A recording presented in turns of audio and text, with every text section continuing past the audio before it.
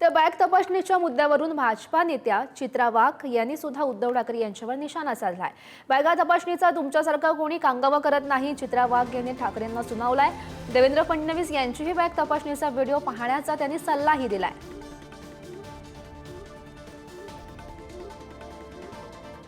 उद्धव ठाकरेंना समोर हार दिसते म्हटल्यावर सध्या ते बिथरले, लहान सहान गोष्टींवर कांगावा करताना दिसत आहेत।